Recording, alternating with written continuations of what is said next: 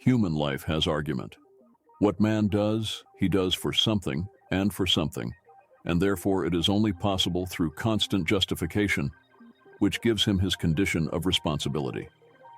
In the why, the past works. In the for what, the future appears.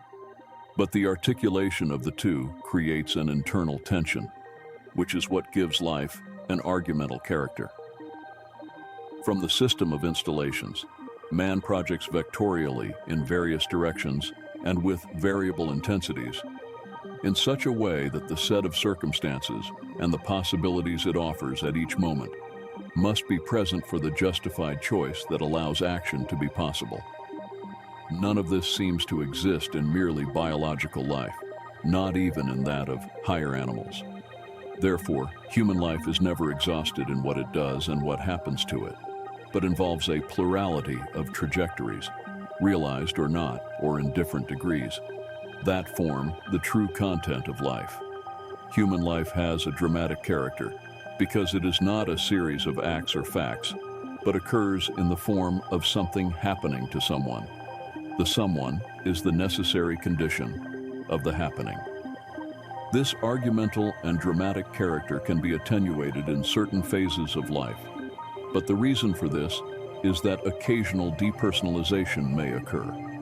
When this happens, life contracts into lower forms, where its reality is lowered because it is always accompanied by insecurity and the risk of falling below itself. One could measure the proportion in which what is personal is maintained throughout each life, or the various phases or dimensions of it. Perhaps the difference affects the ages or periods of life, or the various modes of projection. It may be that a person puts all the personal into a particular trajectory, while in the rest of them, they abandon themselves to the impersonal, inert, or abstract. The drama affects the relationships between people with an important caveat. It can occur fully between two, that is, in the integral relationship, but on some occasions, it has a unilateral character. While one person projects dramatically and argumentatively towards the other, this person may not correspond, or correspond in a superficial and depersonalized manner. This can compromise the relationship and lead to a suppression of the properly dramatic character of what we can call the initiative, which is frustrated without full fulfillment, reduced to a disappointment. The phenomenon, so significant, of disillusionment is an example of this situation. The personal world presents itself as a crossing of argumentative and dramatic trajectories, and its system, that is, this world as such, possesses these same characteristics.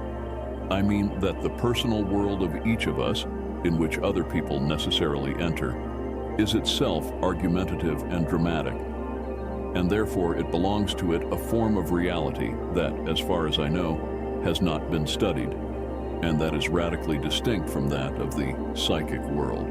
Note that the human world, in the broad sense of the term, that is, the one constituted by the forms of coexistence in general, does not have these characteristics, except insofar as they are inseparable from the human.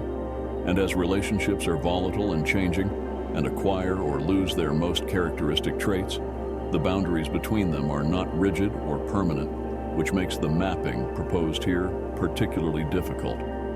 At any given moment, a person may question what their human circumstance is, which part of it possesses, strictly speaking, the personal condition, and in what phase each of the relationships that make it up is in. And, as it is not a matter of anything subjective, it is not enough to analyze what corresponds to the one who performs this analysis, but it is necessary, indeed, to imaginatively reconstruct the situation of the people who are the end of each of these relationships, and perhaps also, although not always, those established between these people who form my world.